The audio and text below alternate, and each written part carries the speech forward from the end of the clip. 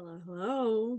So excited because I finished the book. How exciting is that when the book club host shows up?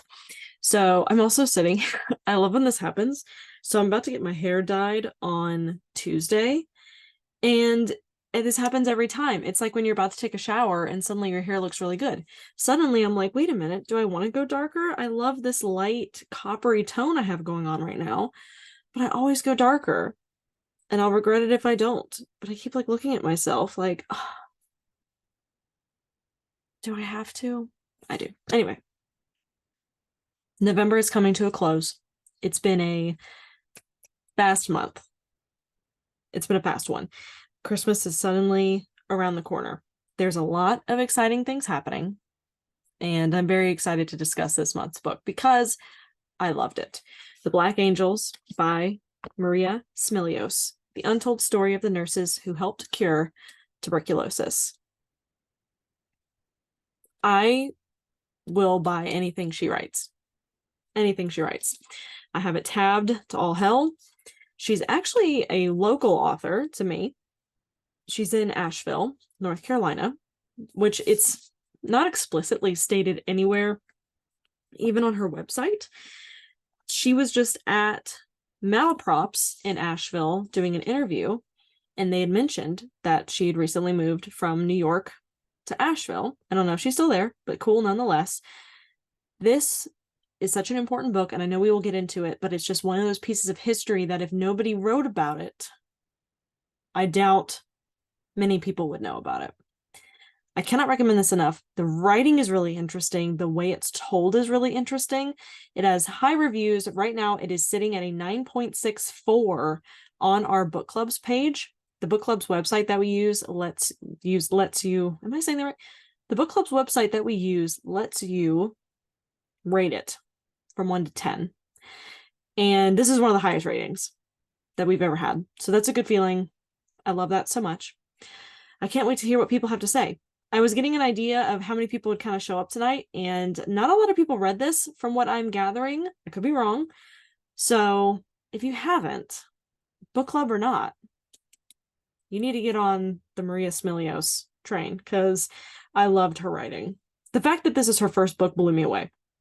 I did listen to an interview where she was saying there was about 5 or 6 edits, but still, like, I'm inspired. Anyway, and then I have announcements to make, exciting things the next couple of months. What are we reading? Very excited for December's book, which we will talk about, because I know nothing about the Donner Party. Anyway, cannot wait to get into this. Stick around for the discussion. Remember to do that, because I always forget. Hope everybody had a wonderful November. I really appreciate you taking the time to hang out with me despite major releases coming out this month. I appreciate your time. I love you all dearly. Welcome to the Morbidly Curious Book Club. If this is your first time, hi. If you're returning, welcome back. So grateful to have you. We are discussing our November pick, The Black Angels by Maria Smilios. This is the untold story of the nurses who helped cure tuberculosis. And I cannot wait to hear your thoughts. I'm going to get through some housekeeping first, as per usual. This, as you heard, is being recorded for YouTube. If you do not want to be a part of that, you can keep your camera off or do with that what you will. Cats may be screaming at me. Those are my children, so sorry. Christopher's watching football. Last I checked, the Bills were winning those, so I don't think that there's any screaming. Amber looks sad. Are they still winning? You're like, Josh Allen just threw an interception. Right as I said that, of course. Yeah. Of course. Like if you rewind in probably the recording about 3 to 4 minutes and watch me, you will see me literally just stare at the TV and scream at the top of my lungs. Ironically, it was right about when you were talking about the little noises that you make on Zoom And you're like, you make it sometimes alone when everybody's muted. And then literally 3 minutes later, and I just started screaming. So it was very so like if you need a reference point on where it is in your recording, it's literally just as you start talking about the little noises. Forget that I said anything about football. Do not listen to me at all. Well, I will be live on TikTok as well. So if you see me looking down, I'm not ignoring you. I'm facing the gorgeous people of TikTok. Hello, hello. And I'm answering questions over there as well. And now we're not winning anymore. I'm sorry. The Eagles just scored a touchdown. Yeah, Chris is a Bills fan too. Chris likes the Bills because he lived in Rochester for a decade, so. I knew I liked Chris for a reason.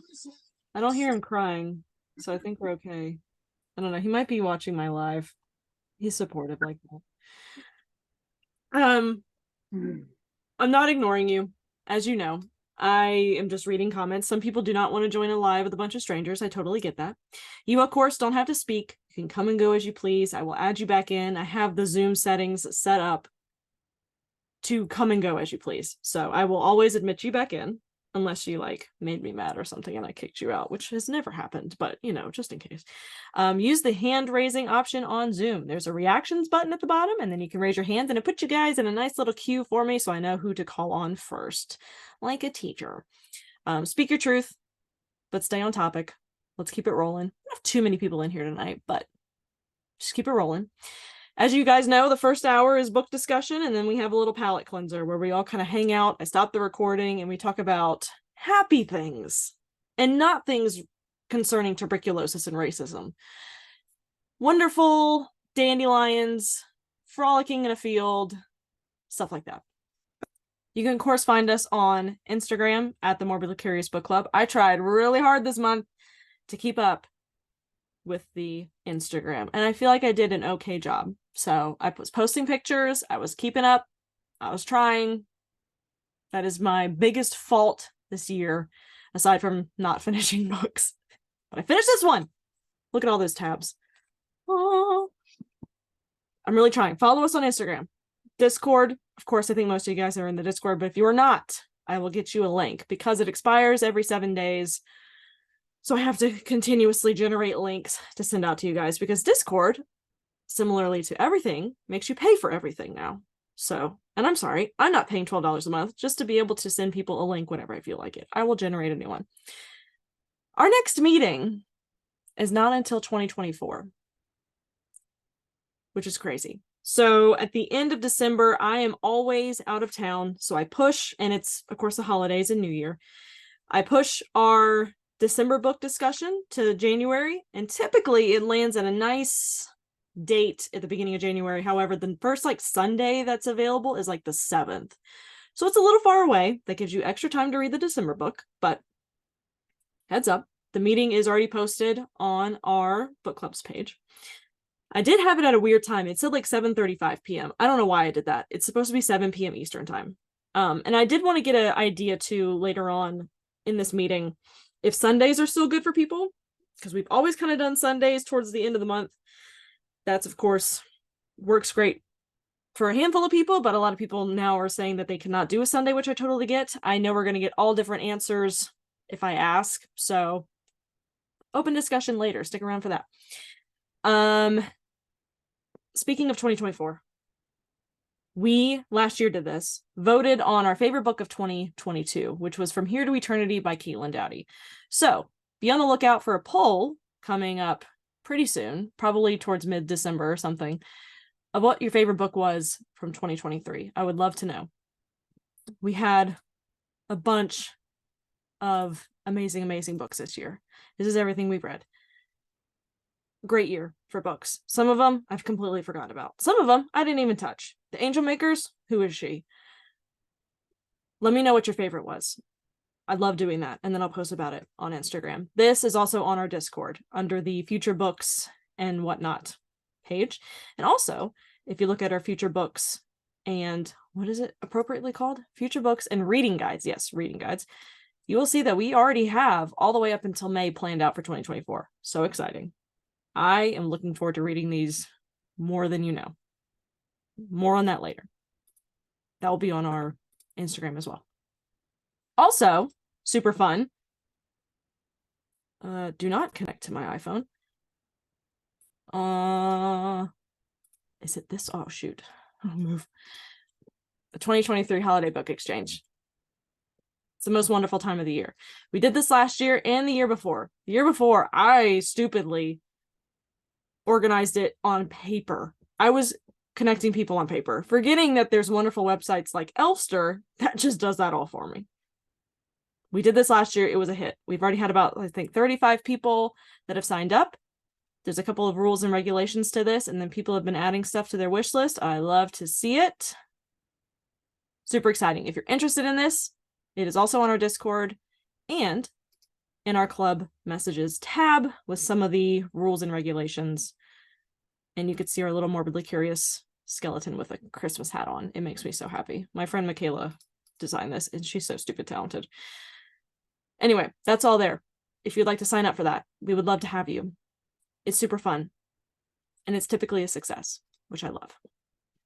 Anyway, for those of you who are unaware, mostly TikTok, hello if you're just joining, we are discussing The Black Angels, the untold story of the nurses who helped cure tuberculosis by Maria Smilios. I was saying Smilios, and then finally today, the latest possible time, I finally watched an interview. Her name is in fact Smilios, so I'm so glad I was not saying that incorrectly for as long as I was. Actually, interestingly enough, I did find, this happens to me all the time. I tried to find the author on Instagram and she was nowhere to be found, and then finally she popped up today. I thought this was really interesting. One of her last posts on Instagram was about radium, and I think she was referencing radium water. Anyway, I thought that was super interesting because we have read Radium Girls. But this always happens to us. We will always pick books and they have like convenient timelines. In November, 110 years ago, November 13th, Seaview Hospital opened its doors. And I think it was, I put it on our Instagram, I think it was November 20th, the first dose of streptomycin was given. So it's just interesting how this always lines up. We always do this to ourselves. Anyway. This is New York City, 1929, a sanatorium, a deadly disease, and a dire nursing shortage. In the pre-antibiotic days where tuberculosis stirred people's darkest fears, killing 1 in 7, white nurses at Seaview, New York's largest municipal hospital, began quitting en masse.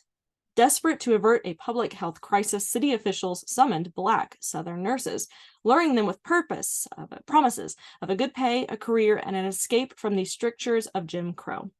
But after arriving, they found themselves on an isolated hilltop in the remote borough of Staten Island, yet again confronting racism and consigned to a woefully understaffed sanatorium dubbed the Pest House, where it was said that nobody came out alive.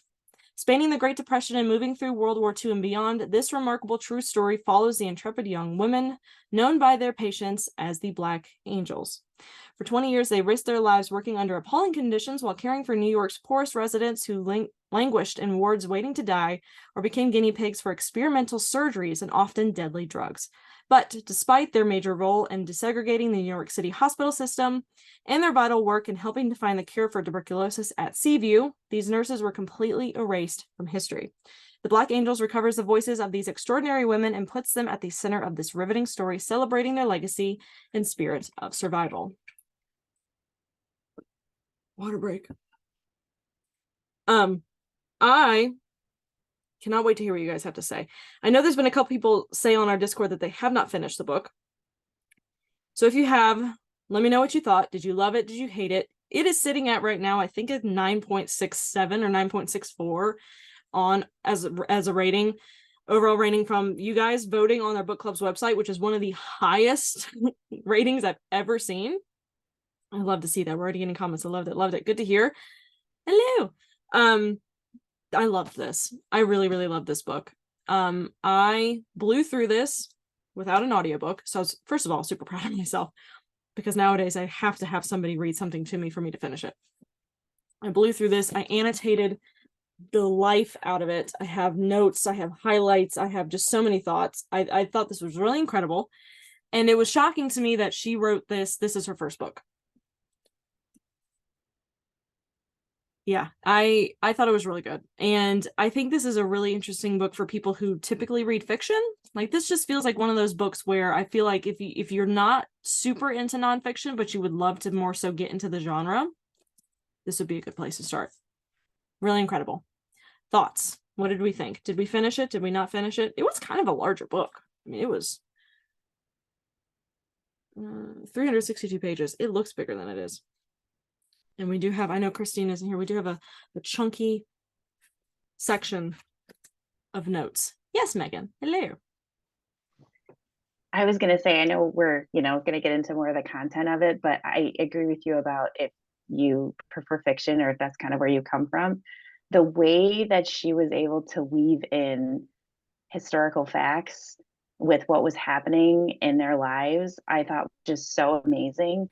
And, some of the stuff that she brings up, you wouldn't even think about how it relates to others. Like when she talks about the POW camps in the US and other things like that, I just thought it was so fascinating the way that she was able to pull you in from all these different directions, but they still all made sense through the chapters. I just thought it was so beautifully done. Yeah. And also praise to her. I feel like so many books that we have read would have benefited from this. Organizing it by year. Oh, I love it. I love it. It was so organized. And I saw a couple people put on Goodreads that they thought it was a little discombobulated. Her thoughts kind of ran all over the place. I was like, I don't know if we read the same book, because I feel like this is one of the more organized, morbidly curious books that we've read, because I'm looking at you, Great Mortality. Like, I loved how this was organized. But yeah, and there was a part about 3/4 of the way in where we were really getting into the nitty-gritty of the back and forth of the drug war. I guess that's the wrong word for it, but like going back and like the German guy who invented it, but then it was really American, and we're going, and for a second there I'm like, okay, I feel like we're losing the Black Angels a little bit. Can we get back to like their story? Because there was a lot of heavy focus on the curation of the cure, which I get, that was important, but at the same time I was also like, all right, let's get back to the Angels just a little bit. Listen to the audiobook. I actually did not. Was the audiobook good? I always love a good poster. Yeah, I had the blue. I'll just take the cover off. Oh, sorry, I'm good. The blue was morbid, pink was TB, facts, history and medicine, green was Jim Crow era racism, purple was author input and self-reflection. I think I used one purple tab. I added that at the beginning thinking she was going to talk more about herself. She never did. The orange tab is just titled what the fuck, and the yellow is just miscellaneous and noteworthy. And as you can see, it's all just beautifully colorful. Audiobook. Yeah, I never picked up the audiobook. I don't know what it was. I just blew right through it. I didn't even really need it.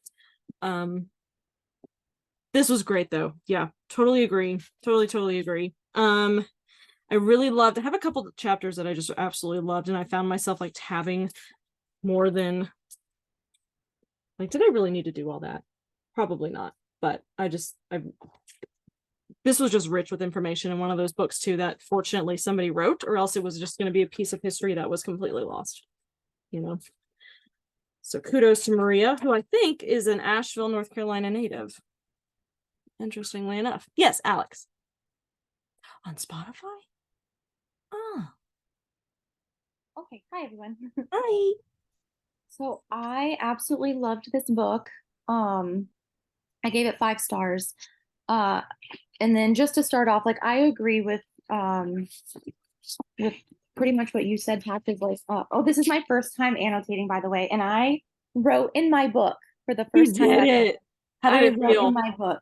I agree that it read as fiction, but like she kept the historical facts. I forget who said that. Megan kept the historical facts like so true.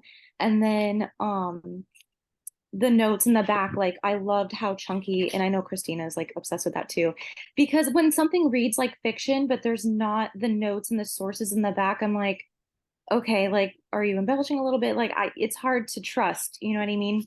Right. So I really did enjoy that. The writing was great.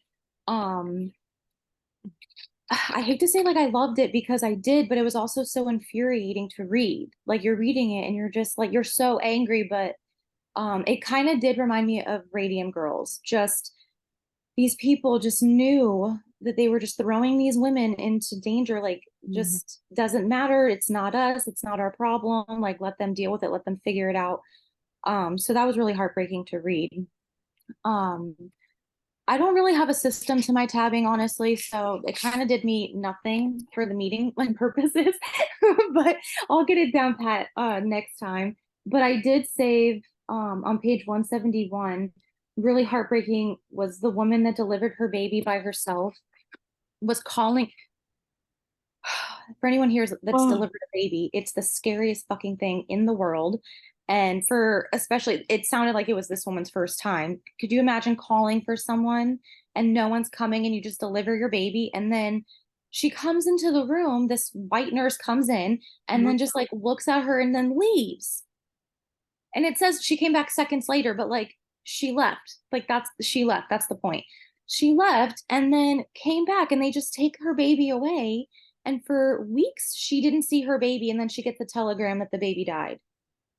No way. I read that And part and I was like, no, yeah, absolutely and then, not. oh, like, okay, we're going to look into it as murder. But like, that should have never happened ever. Yeah. So it was really hard to read. It was really infuriating. Yeah, welcome to the Morbidly Curious Book Club, where we hate to love books that we read together. Exactly. Like, damn it, this was good, but damn it. Yeah, I there was a couple parts in there too where we've read a couple books like that, and I think, oh shoot, was it Killers of the Flower Moon where there was like just a small part about how, no, that wasn't Killers. Something about body parts being found somewhere, and it was just like a sentence, and it made you like stop and be like, wait. That story of the nurse who just ran out was one of those little tidbits of just a little piece of history where you're like, wait. I feel like that could be a whole book. Wait a second. Mhm. Can we go back to that? I loved her writing. I loved how this author, even though it was nonfiction, however, not a lot of people knew about this story. Some parts, like the ends of some chapters felt like cliffhangers. Like the way that she wrote them, I was like on edge. Like, oh my god, what happens next? I have to flip the page. And I love how she worded things. Specifically, I was flipping through to 170, where you were talking about. And I'm on 174. And I loved this visual, and I posted a picture of this, I think, on the Instagram story. If Black nurses wanted to change their status, they knew it would take something much bigger than calling a newspaper or Goldwater's resignation or wearing a mask. They needed something huge, something cataclysmic, something that would be felt on a global scale, something like a war. Part 3, 1940 to 1944. I was like, oh shit, here we go. Okay, what happens next? Thought this was incredible. Thought this was absolutely incredible. There was a couple times where I was just poor Chris. Every month, every book, he's just thrown knowledge that he just does not know. But there would be times where I'm like, oh my god, did you know? Like, and just start reading him stuff, and he's like, all right, I get it, thank you. I didn't really need to know that. And I also hate too that there were parts of this book, and also, Alex, don't feel bad, I tabbed, I color coded. Can I find anything? Of course not. Of course not. I don't know where the hell I'm at. Where they were talking about how there's a nurse shortage, and they're like, oh my god, what are we gonna do? There's nothing we can do. Nurses don't want to work. And I'm like, you have how many Black nurses that are registered in your state, and you're just not. We're not gonna hire them. We're not gonna do it. I would love to find that part where I'm like scribbling and writing, and I'm like, are you serious? Go ahead, Megan. Let me make sure I turn you up because my heat just turned on. So you're talking about the war. I was thinking about this. I found it really interesting when they were talking about the riots in Harlem and having the white people come and visit. All I could think about is that kind of dark tourism that happened during World War II with people coming to London to see the same thing that were like not in the city. It like immediately kind of took my mind to that, but with kind of a different twist to it because you have the racial part of it that they wanted to see people who were there. Right. But I thought that was very, very telling. And also, just as a random aside, I did not know on page 91 that Goodyear tire made the first latex glove or the first gloves. I thought that was so insane to learn that. I cannot tell you how many people I sent a picture of that to today and was like, did you know this? In an effort to solve the problem, he asked the Goodyear Tire and Rubber Company to make thin rubber gloves with gauntlets. That's insane. Yeah. And there was a lot of interesting discussion on masks in this book too, which I thought was very timely in a way. How they work, they wear that work, might as well wear them. This, whatever. Kelsey. Hello. Seconded on like with Chris, because my parents got way more like tuberculosis knowledge than I think they wanted on a very casual phone call. Right. I don't know how it started. I learned way more than I feel stupid when I read these things sometimes because they're like, oh yeah, and TB and like your bones and like tongue and lymph nodes. And I'm like, can it go up places other than your lungs? I didn't think so. Like tuberculosis Terrifying. the genital area. And I'm like, I'm sorry, what? We need to rewind here for a second. It's not I think there's like meningital at some point, and I'm like, so oh god. yeah, so that was super fun. I hated everything about that. Yeah. Hated all the learning, but loved the book a whole heck of a lot. Good. I'm glad. Where was mine?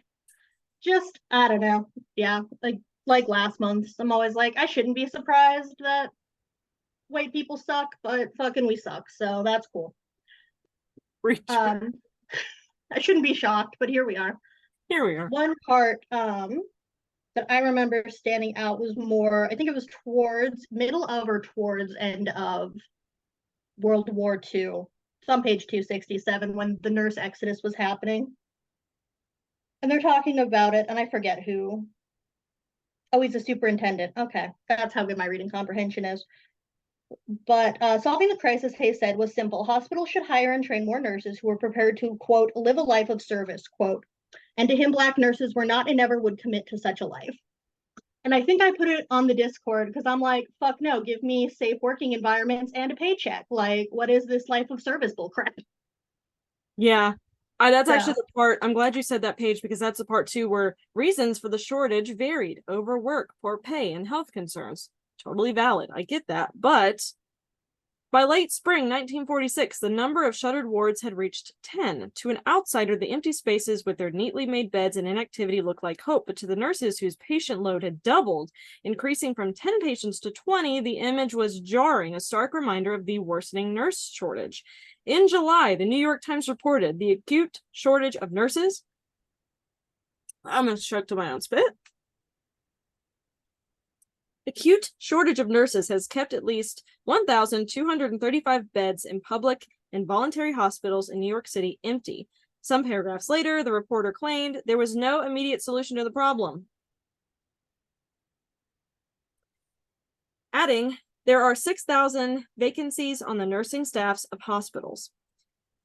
There were 2,904 nurses to care for 12,200 patients. Thousands of beds remain unoccupied. 300 here, 400 there, close to 200 at Seaview. Initially, the health and hospital administrators took the staff losses in stride, believing the situation would right itself. And yes, and then there was that part, yeah, hospitals should hire and train nurses who are prepared to live a life of service. But then if you just like flip to the next page, people were... He gets super racist about it. On 269, they reasoned if the white nurses refused to work at Seaview as they had 20 years earlier, then once again, Black nurses would step in and fill the ranks. All of them had friends and family who needed jobs. And I'm like, oh, well, that doesn't really sound like they want to live a life of service.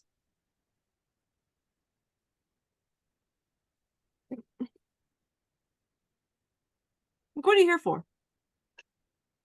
Huh? Like, what are we doing here? What are we doing? I have other notes. I'm sure there was many mind-boggling. I'm like, oh, that's just straight up racist. Oh, hell, what page was it? There was a page somewhere, like way early on, like I think in the first 100 pages, where some guy just like at a nurses and like administrative meeting was like, oh yeah, but like putting the Black nurses in the TB units is gonna like cure the colored problem in America. I was like, fucking what? Oh god. I was like, with your whole chest, dude, in front of everybody, all right. Oh yeah, they didn't care. And it was so frustrating too how some of these nurses were saving up so much money and then they couldn't even find houses because people just didn't want to lose money on their house when they resell. Oh, the whole time, just like the pages are crimped. Like I'm just gripping the book with such anger. Like why? Why? Despite that's right here. Actually, going back, I flipped through. My green tabs are my crazy racist remarks here. I'm trying to figure out where I was. Here we go, Alex. Like I said, no rhyme or reason. I color coordinated. At the time, only 4 of the 29 city hospitals employed Black nurses: Harlem, Lincoln, Riverside, and Seaview. Most of the nursing staff was still white, although their numbers were dwindling. The solution isn't ideal, but a shortage was a shortage, and history had proven this idea could work. Despite hundreds of Black nurses were qualified, yet were underemployed. Hate that. Hello, Angela. Speaking of like crazy racist stuff, the thing that blew my mind, I think, the most is the way that they welcomed the Nazi prisoner of wars. Like everywhere that they went, like that whole section where they're talking about how people were saying that they were hard workers and they were allowed to sit in the whites only section and stuff. I was like, what? Like, oh my God. That blew my mind big time. Like, yes, I know that things were bad, but like that just seems insane to me. Like the literal enemy that you're fighting, who are anyway, that was the part that blew my mind the most. I actually really liked this book too. I learned a lot, and I also did not know that tuberculosis was anywhere besides your lungs. I didn't know that they used to have to wash the gloves that they were using in surgery. Like that tripped me out a little bit too. Like that had to be a gross job doing that stuff, but yeah, you probably could have used a whole box full of your green tabs in this book because there was so much racist stuff. Like did run out of that first. That was the first color to go. Yeah. And then my orange what the fuck tabs went pretty quick too. Yeah, that was nuts. And this also, I just happened to stumble upon this page. We're in part 3 where we're in the middle of World War II. Seaview put together a disaster ambulance staffed with a handpicked selection of 6 Black nurses and 2 doctors, all specially trained in case of an attack. In Times Square, the neon signs went dark, and in Washington, D.C., white citizens began talking about building segregated bomb shelters. Seriously? That's the priority? That's the priority, is keeping it segregated? Bruh. Oh yeah, and then no Seaview nurse would wear a mask unless treating the gravely ill or in surgery. It's interesting too how Edna, who we followed for the majority of this book, on page 192, Edna knew the wills of tuberculosis, how easily latent TB could turn active. It was basically just chilling in her body until like it just decided to attack. And I didn't even know that could do that too, because she's like seeing her family like for a holiday and she's like, I don't want to tell anybody, I already have it, but like it's she can't like give it to anybody. Some months after Edna arrived at Seaview, she tested positive for tuberculosis. To keep the disease in check, she was vigilant with protocols, washing her hands, eating well, trying to rest, and removing her uniform before entering her house. The disease continued to behave. I love that. Megan.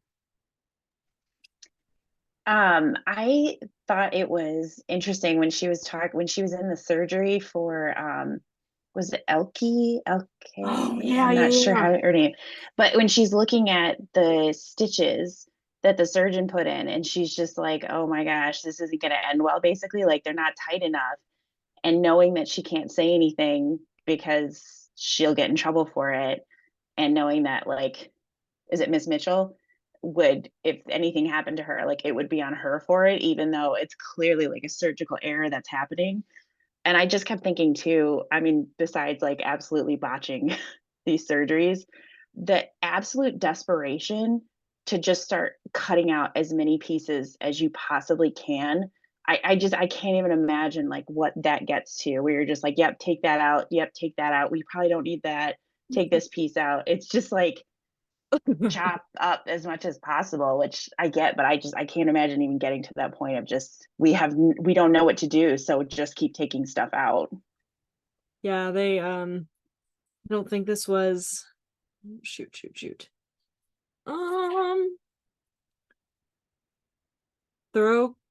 Thora Kaplasty, chapter 10, page 89. Was that it? No, that's just talking about one of the surgeries. Bone cutting tools. Oh god. TikTok, don't remove me. These were difficult to clean. They accrued micro remains of human tissue, pieces of bone, hair, or fecal matter, all fodder for pathogens to fester and potentially infect a patient. If that happened, many surgeons immediately blamed the nurses, scolding them and calling them horrible things. Edna could not miss a single step. Oh, it was Elke. This is it. So chapter 10 in part 1. Oh god. Well, that was the good year section too. Germ transmission through gloves happened all the time. The skin sprang apart. Oh god, just the way she oh god. There was always so much blood. It spilled forth from the capillaries and can I not speak English? Arterioles? And multiple nurses rushed over, holding forceps with gauze pads soaked in 110-degree saline solution. Oh god. Bone clamp, rib cutter, base of rib 4. The snap of bone echoed in the sterile, white-walled room. I don't know if y'all can hear Chris baby talking one of the cats right now, but it's really killing the mood. Just kidding. It was a sloppy job. The stitches were too wide apart. Here we go. If Edna had become a surgeon, she would have never sewn so recklessly. With the top half of her ribs gone and gauze bandages covering a shoddily stitched together wound, Elke was wheeled to the recovery room where Edna would stay with her for the next 12 hours, refilling her IV drip and making sure her pulse and respiration and oxygen counts were stable. And then Elke, what was so crazy too is not even like so many of the surgeries and the drug tests and the trials, which I guess you can't even really call them trials. They just kind of started giving stuff to people to see if it would work. They would appear healthy. They would appear fine. And then suddenly it would just take a complete turn for the worst. So Elke was fine. And then she suddenly wasn't. And I hate this part. Edna would have to call Elke's parents, telling them to come to bring a holy man or just themselves. And then, yeah, I mean, honestly, it sounds like it might have worked if he didn't just completely botch her stitching.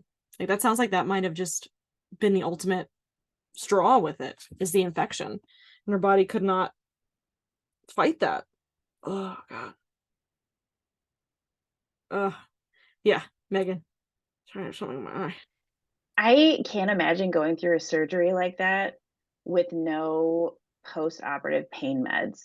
I kept thinking that when I read that I couldn't even imagine that, especially when you have a disease where you're coughing and you're just rattling that. I literally clenched when I read that part. I couldn't imagine the pain. Yeah, she couldn't give her any pain meds.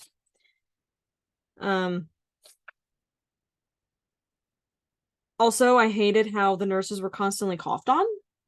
Like just globs of mucus being tossed on her. I think it was what was the other nurse that we were following? I think it was was it not the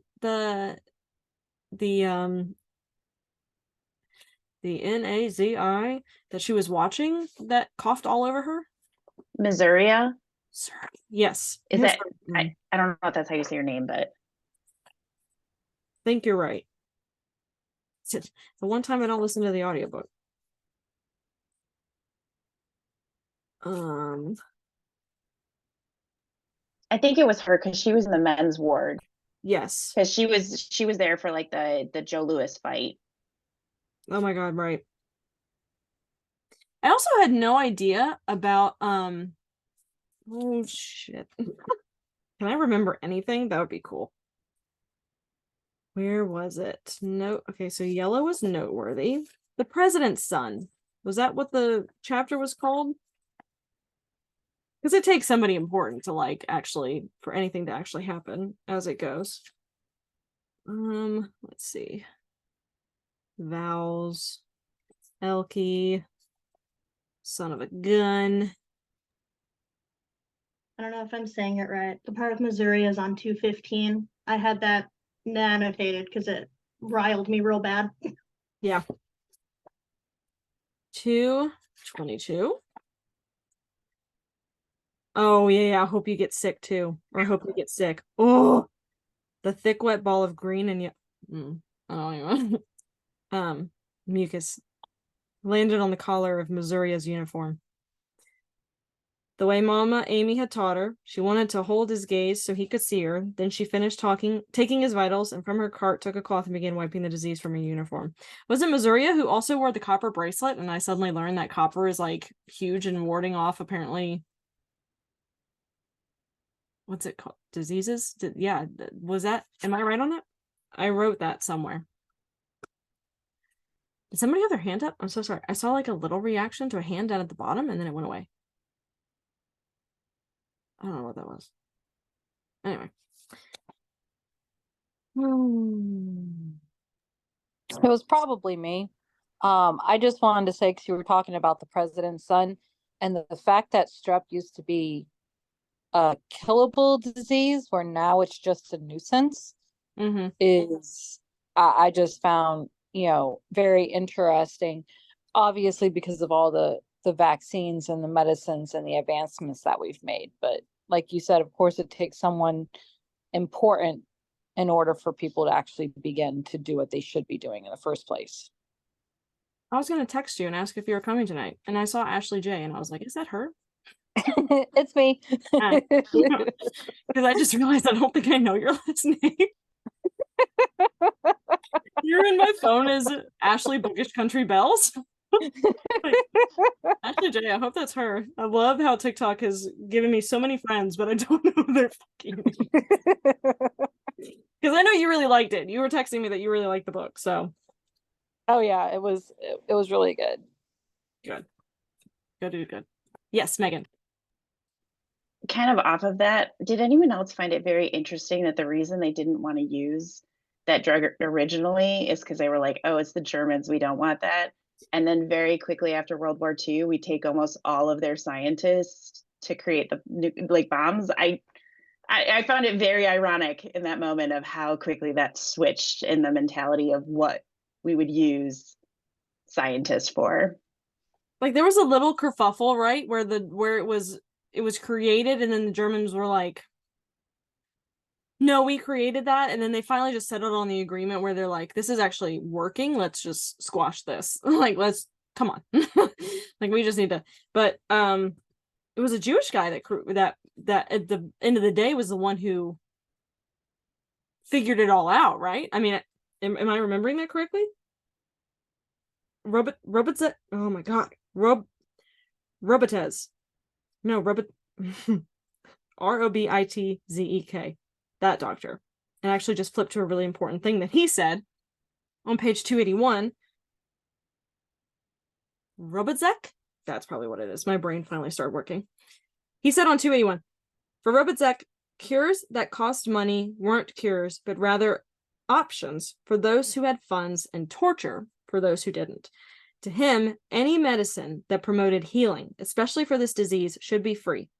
No one, he believed, had the right to capitalize on illness, but the endless reports of streptomycin's expense were now forcing him to think about cost versus treatment and how the drug was becoming a kind of boutique medication available for some, but not all. And if that doesn't still resonate today, we have learned the sulfa one was the one I was talking about. Sorry, it was a German scientist. Yes. Yeah. Oh, that's I was gonna say too. Gerhard Domgek. I fully butchered that, but yeah. Which page are you on? 130. Way back. Okay. The President's Son. That's the page, chapter 15. That's what I was talking about earlier too. FDR Jr. I didn't know about this or George Orwell. I don't know him well enough, but that whole chapter I had no idea. And the fact that people were also saying that he probably, what he was saying in his book 1984, then he went to a sanatorium where his doctors once again tried streptomycin. The first dose had ghastly results. He wrote a letter to his friend wondering what had gone so dangerously wrong. And they think that a lot of his characters and moments in 1984 were his own personal like struggles with TB. You were on page, you said 130.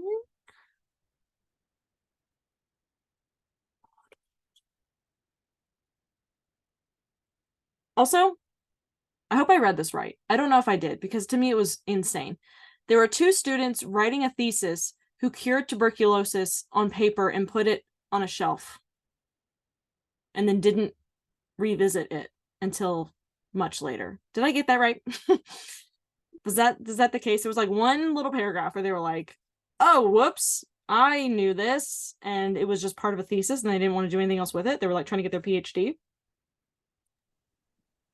So that was that grad student, but his advisor was the one who brings it back, the W, who works with the 2 doctors from the Mayo Clinic. I had to go back to figure out if it was the same doctor that was like terrified of TB. Yeah. And it was his student, I think at Rutgers, who saw the soil originally. And then later he has another post grad who comes and does the work for him because he's still terrified of TB. But that original one is the one that saw it in the petri dish from the soil. And then they ignored it for years. Jeez.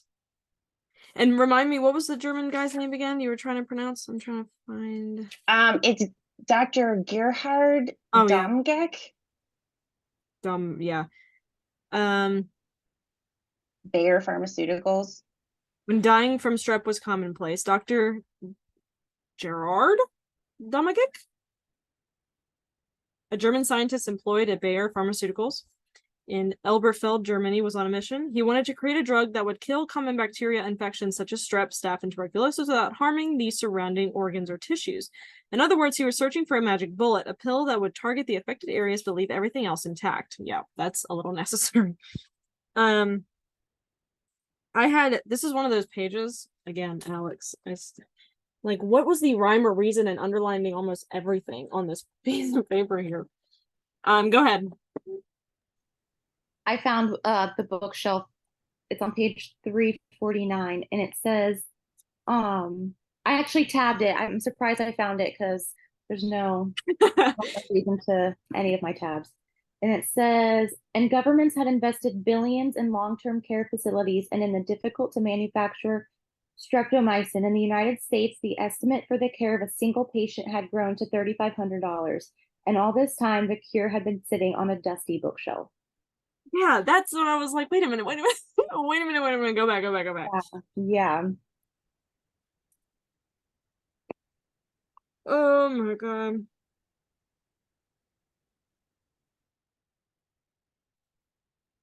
I definitely teared up at the very end, right before the epilogue on 350, where it says, "You are my black angel." I was like, oh. And the part where Americus, her sister, like finally moved into her place, I got a little teary-eyed. Just a little. Okay. Anyway, let's see. To kind of circle back with the 1984, I read 1984. And so having George Orwell, be part of this story here, having that background knowledge of his book it makes so much more sense now that I know his backstory, in addition to having read the book that he was completing at that time, because it was heavily influenced by his reaction and how his body reacted to the medicine that he was given in order to cure tuberculosis. So it makes so much more sense having, being able to understand his backstory. So I like that. He refused. As the summers passed with mounting warnings, I'm on 285. Orwell, deep into rethinking words, shifting sentences, and moving paragraphs, began coughing and spiked a fever, but he refused treatment, staying in his old iron bed to retype the manuscript and finish the description of the body of Winston Smith, his protagonist, after being tortured and starved. The truly frightening thing was the emaciation of his body. The barrel of his ribs was as narrow as that of a skeleton. The legs had shrunk so that his knees were thicker than the thighs. The curvature of the spine was astonishing. Some speculated that Orwell was describing his own physical demise as tuberculosis was consuming him from the inside out. Right. And think about the fever dreams that he must have had by refusing the treatment, because the first time he took the treatment, it ravaged his body and, was horrible. Yeah. And so he refused it the second time. But if you think about the fever dreams that he must have been having as he was trying to rewrite and complete his manuscript, you can definitely see the influence there. I love how I have this highlighted because I thought this was so poetic. Orwell writing to his publisher. Was at first it appeared that the streptomycin had worked. And Orwell wrote to his publisher, "It's all over now. Evidently the drug has done its stuff. It's rather like sinking the ship to get rid of the rats, but worth it if it works." It's like, okay. Sure. Sinking a ship to get rid of the rats. Yikes. Also, everybody's chain smoking with tuberculosis. Maybe lay off on the cigarettes and give your lungs a damn break. Good Lord. It's crazy how many kids had it too, and how many kids had realized and were kept coming back to Seaview. I think it was Hilda. There was that one girl that just kept coming back and coming back and coming back. And was she the one pictured? I think she was the one famous picture of her with the pill right next to her face. Yeah, Hilda Carrion eyeing the life-saving isonide. Oh my god, isoniazid. Thought the pictures were really cool. I love that they included those. And yeah, Virginia Allen is the last living Black angel. And the interview I did see of Maria Smilios, she did say she was not well. She was sick at the moment, so hopefully she has a quick recovery. Oh, so sorry, Amber. She's been trying to get back in the room. Anyway, so sorry. I was not looking up. Alice, go ahead. Hi, everybody. Hello. I was really impressed by this book. I honestly didn't know. I mean, I did not about TV, but I started digging out here, and wow, I mean, there is still one of the first 3 causes of death in the planet, right? I mean, today. I think I got many of these cases you don't know, but that you have it, but you have it. It's like the nurses that they get it and it was dormant. But it's in the 3 top causes of death of the whole planet right now. And 1.6 million people die every year of TB still today. I mean, I was like, what? And I was starting looking in Mexico, how is this going? It says 28,000 cases every year in Mexico, mainly between 15 years of age and 55 years. I mean, people who is in the age of working kind of thing. Yeah. And 65% in men and the rest is woman. So it's kind of strange in that case. But it's pretty surprising because my city is one of the top 10s in Mexico. I didn't know that. I thought it was cured. You get a vaccine. Yeah. Woohoo. You're right. Yeah. I mean, I don't get a vaccine by TV every year, the flu or something like that. And I'm just surprised that there's still not something that we can cure. I mean, and it seems like now, or at least the last couple of years, it became resistant to antibiotics. So you have to find new things to work with. so you can be healthy, kind of thing again. It's just like, I cannot believe this. Right. I mean, I never gave a thought about it. So, I mean, it's a great book, honestly. I thought I was going not to finish because I have it on the Kindle and it's more like difficult for me. But I'm in awe of these people, what they did. I mean, without any kind of support or barely. It's like a table, they have like 2 legs instead of 4 or something like that, or 1 leg. And then, yeah, suddenly, well, you didn't existed. Great. Good for you. It's like history is always coming back with women who do the research. I think it's the same with the first book that I read alongside you guys.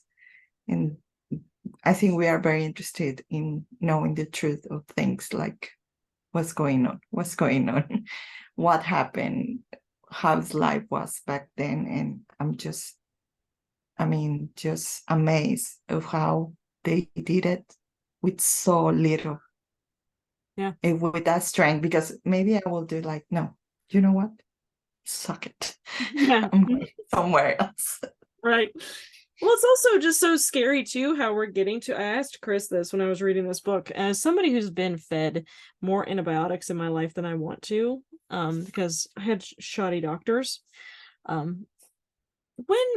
much longer do we have on antibiotics as a human species? Like, when are we going to start becoming resistant to this thing? And I think that's terrifying, a terrifying thought, because sometimes I work, sometimes I don't for me. And I'm like, at this point, if whatever's coming next is going to take me out, because I'm scared. Yeah, I've never had to get a TB test, I don't think. Maybe. Oh, intern at shelters in prison. Oh, okay, yeah. Yeah, I didn't realize how prominent it was. And it's interesting that it's more common in males. I guess maybe because they out more outdoors. Like, I don't know. I don't know, but it sounds like you can get it pretty much anywhere. And that one, I think it was Elke who worked at the hat shop. How about Maybe it's because healthy, they are not clean. Yeah, that's true. That is 100% true.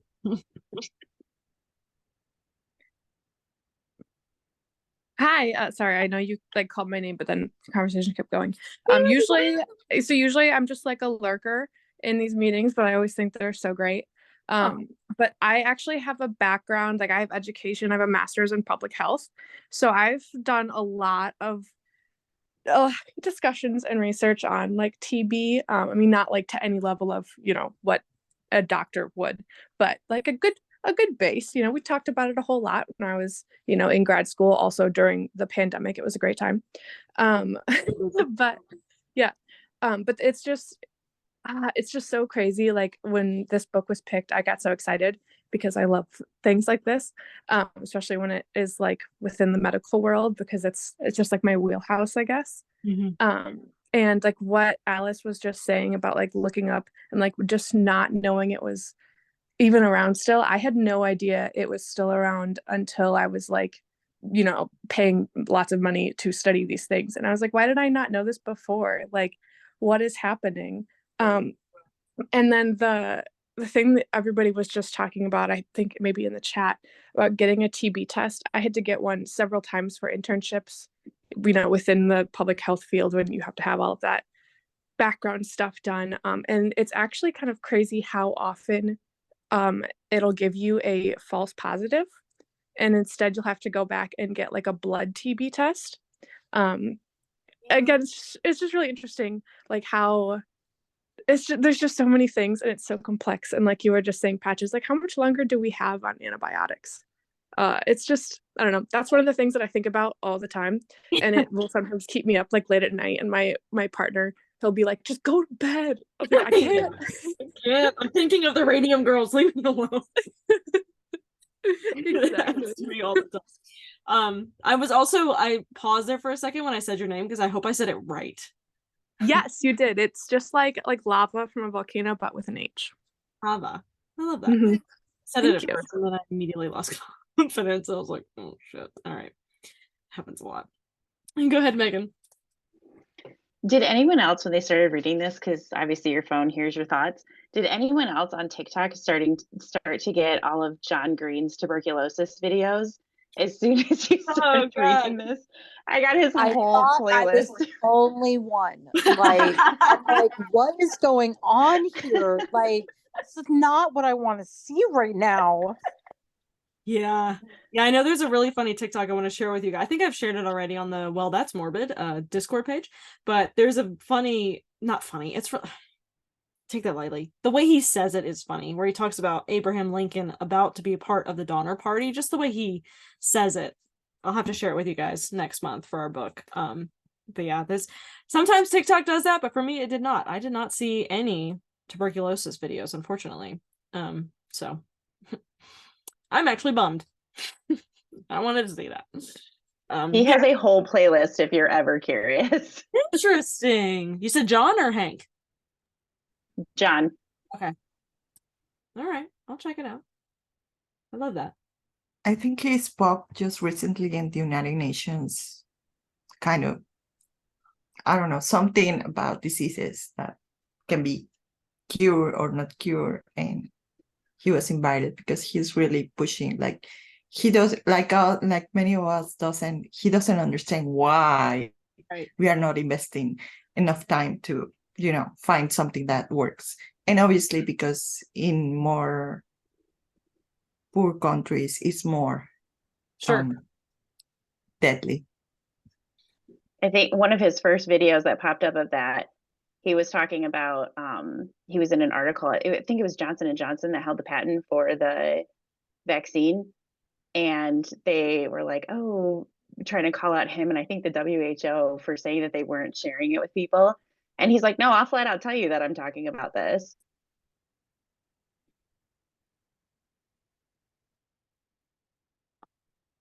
Interesting.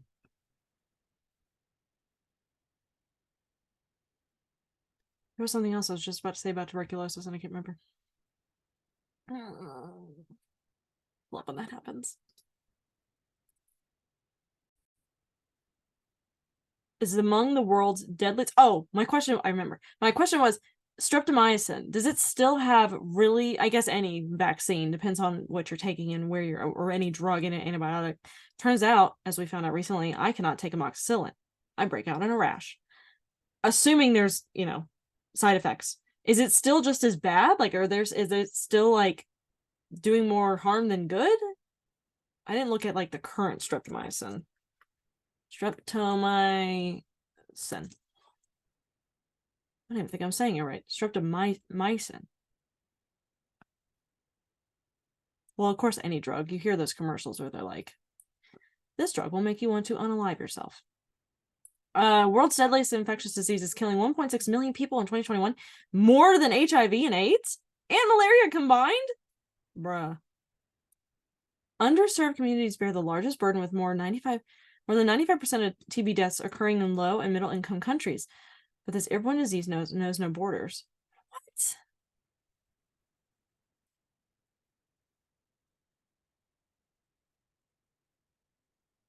Supporting global efforts to find the missing millions. Oh my God.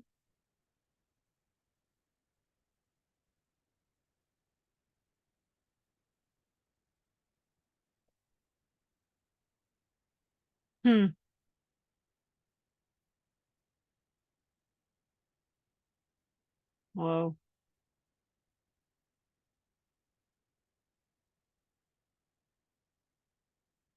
Any last minute thoughts on the book? I'm glad everybody liked it. Nobody said they outright hated it, so I'm assuming we all enjoyed it. But I welcome you to be honest. The discussions are more fun when half the people hate it and half the people Go ahead, Megan. Sorry, I feel like I'm talking so much on this No, one. no, you're fine. You're totally fine. The one thing that I have to say I didn't like was like halfway through the book, I feel like we lose Edna's voice. Like once she kind of says that she's pregnant and Americus moves in with her, I feel like she really drops off and like she pops up kind of here or there, but we had been following her so closely that I thought we were going to keep following her through the whole book, like, as she kind of progressed. So not really a criticism because I still love the book, but I was kind of hoping to be able to follow her further in that kind of gap from that, like, I don't know, halfway to like 3/4 of the way through. It just kind of cut her out. Yeah, I felt like there was a little dip when they were definitely focusing more on how the drug was being made, what exactly was going on, the war between, you know, like this person created it, this person didn't create it. And I was like, well, let's get back to the Black Angels for a second. Like I did feel like there was a little bit of a dip, but otherwise I really enjoyed it. Hava. You got it. It's perfect. I was like, wait, lava. Hava. Yeah, exactly. No, I loved this book. I only like, I guess, critique isn't even on the book, but like I was saying previously, I mean, I've studied this like in school, and never ever in any of those lectures or discussions were the Black Angels ever mentioned. So like how many times discussions and whatever lectures have I been a part of, but the Black Angels themselves were never mentioned. And like it's just crazy to see like the other side of healthcare. I just think that's so interesting, and like that's definitely more of a critique on, you know, the education system, but that's neither here nor there. Are you taught at all about Seaview, or is that like I had never heard of Seaview until I listened to this book on audiobook, and it was fantastic. But yeah, I had never heard about it. It was mostly just well, I guess to be fair, my degree's in epidemiology, so studying like diseases. So it was more so based on, this is the bacterium, this is, you know, what it does, this is how long it's been around, this is the antibiotic crisis. right? How much time do you think we have left with antibiotics with your knowledge? That's a great question. I feel like I have no idea. one of my best friends did her like entire project on other antibiotics that are being developed. So like as we become resistant to some, there is a lot of science being dedicated to like the next like generation of antibiotics that we have to use. But that is like way above, you know, now I work in environmental health, so that's way above my like pay grade. I am such an idiot. I couldn't even I didn't even think about the idea of us just creating new. I mean, they will still become resistant to them eventually, and then they'll have to make new ones. But like, yeah, it's very complicated. I don't even really understand it that much. But But the idea that we just couldn't keep learning and expanding on what we knew and creating antibiotics that we're not resistant to never crossed my mind. For some reason, I thought we hit the threshold, like we were done. That was it. We did it. That's all we can do. Have fun, people. Like, you know, the interest. I did too at first. I did too. Makes me feel better. It makes me feel better. Yikes. Okay.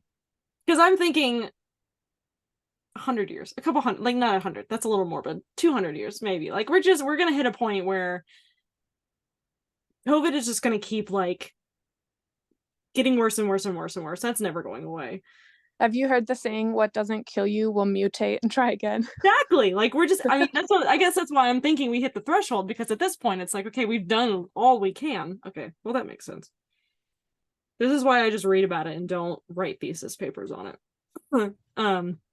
It's actually a really interesting book I really wanted to read with you guys. I sometimes hold off on books that I'm enjoying because I'm like, oh, I kind of want to read this as a club.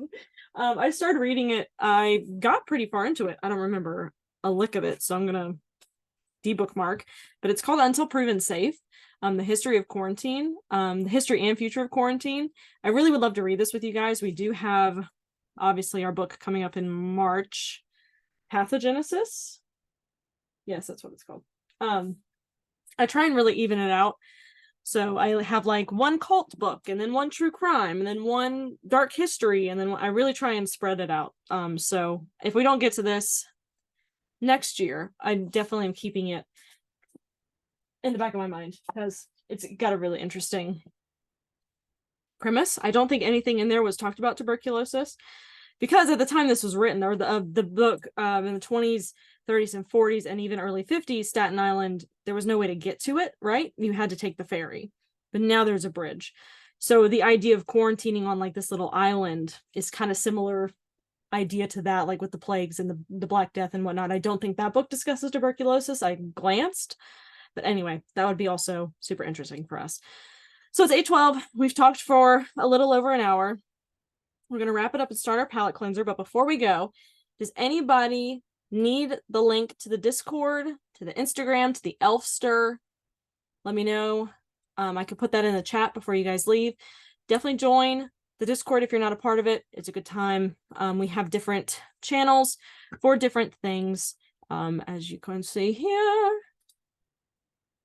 Share.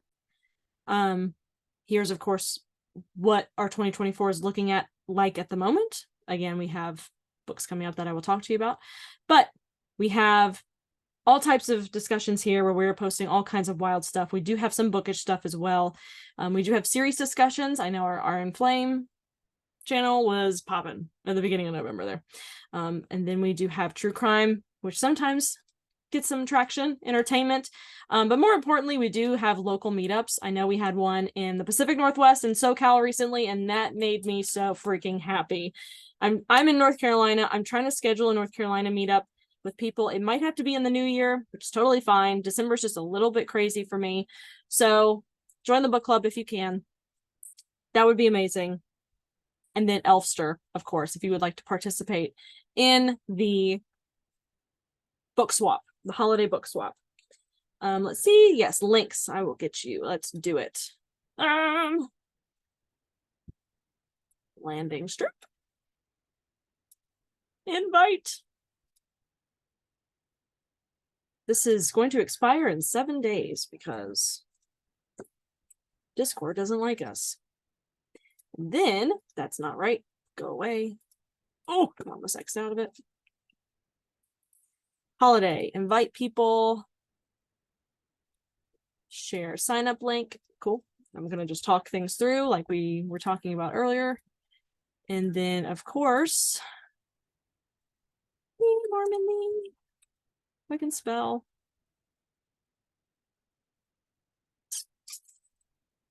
See, noises with their mouths again. Why do we do that? Here's our Instagram. Cool. Oh, yeah, Utah. You guys are doing a Utah one. That'd be super fun. Can I nominate Blood in the Wire? Ooh. Oh. Just saw that book somewhere. Okay. We do have in the Discord suggestion tabs as well. So if you guys see books that you would recommend, we do have like an Amazon list that people can add to if they would like, but haven't done that. We haven't touched that in a while, but we can revive it. So in December, which again we're not discussing until early January 7th, is The Indifferent Stars Above. I don't know why my cover looks different than everybody else's, but it is blue. It might look a little different.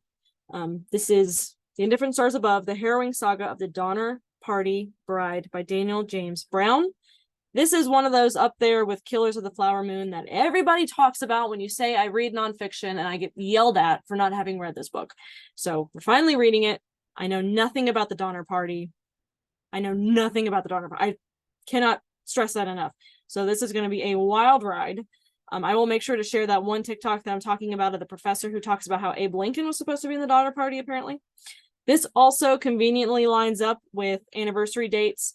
I believe they left in April, but by December, they were starving and desperate. Sarah and 14 others set out for California. I'll just tell you what the book is about. In April of 1846, 21-year-old Sarah Graves, intent on a better future, set out west from Illinois with her new husband, her parents, and 8 siblings. That is a ton of people. 7 months later, after joining a party of immigrants led by George Donner, they reached the Sierra Nevada mountains as the first heavy snows of the season closed the pass ahead of them. I'm so sorry. We're talking so much. In early December, starving and desperate, Sarah and 14 others set out for California on snowshoes and, over the next 32 days, endured almost unfathomable hardships and horrors. In this gripping narrative, Daniel James Brown sheds new light on one of the most infamous events in American history. Following every painful footstep of Sarah's journey with the Donner Party, Brown produces a tale both spellbinding and richly informative. So very excited to read this with you guys. Hashtag cannibals. Yep. Oh, your cover looks like that too? Okay, good. Because I was asking for people who live in places where it's snowing right now. I was asking for somebody to send me a picture of their book with the snow, and everybody's cover has looked different. We are not getting snow anytime soon here in North Carolina. So anyway, December. And while we're here, like I was mentioning earlier, we do have our next couple books planned out because we like to plan ahead. You know how it is. Share.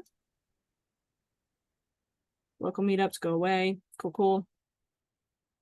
Looks like February is again. I bought the book recently about, I'm so sorry, January. I've skipped January. January is the Dark Archives. I gushed about this with my mom recently because she apparently is knowledgeable of this as well.